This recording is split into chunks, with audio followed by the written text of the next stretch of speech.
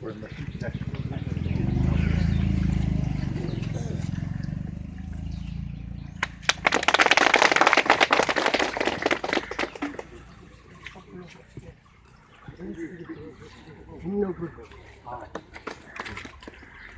কি কি আছে সবগুলো সবগুলো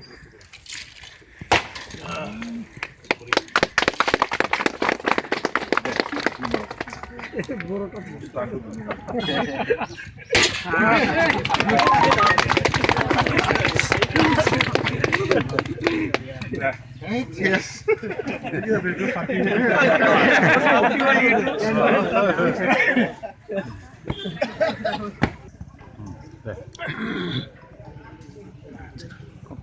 আজ যেটা অনুষ্ঠান হল আপনি কি কব বিচাৰে এই অনুষ্ঠানটোৰ সম্বন্ধে?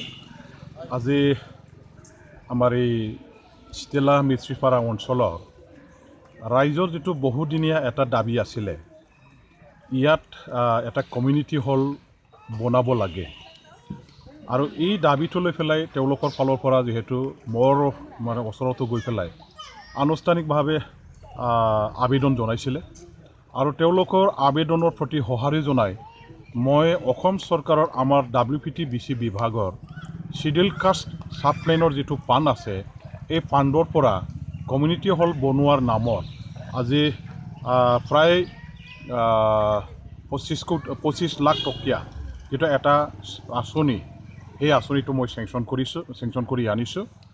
আমাৰ এইটো আমাৰ কমিউনিটি হল বনোৱাৰ নামতে এইখিনি চেংচনটো দিয়া হৈছে।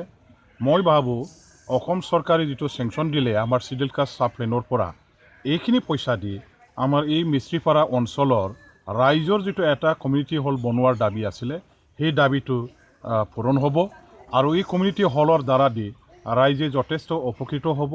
এই অঞ্চলৰ ৰাইজে চিতিলা মিস্ত্ৰীপাৰা বা আমাৰ এই ওচৰে পাঁজৰে যিসকল জাতি জনগোষ্ঠীৰ আমাৰ ইয়াত বসবাস কৰিছে, আমাৰ হিন্দুৱেই হওক মুছলমানেই হওক, নিশ্চয় এই কমিউনিটিৰ হলৰ যিটো আমাৰ ব্যৱহাৰৰ ক্ষেত্ৰত আমাৰ ৰাইজে প্ৰয়োজন সাপেক্ষে সকলোৱে সুবিধা নিশ্চয় পাব, এইখিনি মই আশা কৰিছোঁ।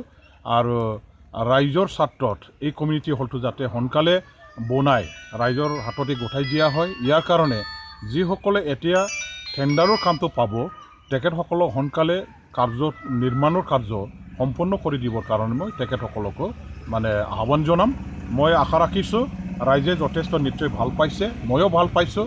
এইখিনি আঁচনিটো ৰাইজে বিচৰা ধৰণে ইয়াত আনি দিয়াৰ কাৰণে দিব পৰা যিটো হল এইখিনি কামটো পূৰণ কৰি দিয়াৰ কাৰণে ময়ো নিজে যথেষ্ট সন্তুষ্টি লাভ কৰিছোঁ, সেইটো মই প্ৰকাশ কৰিছোঁ আৰু মই অসম চৰকাৰকো ইয়াৰ কাৰণে ধন্যবাদ দিছোঁ।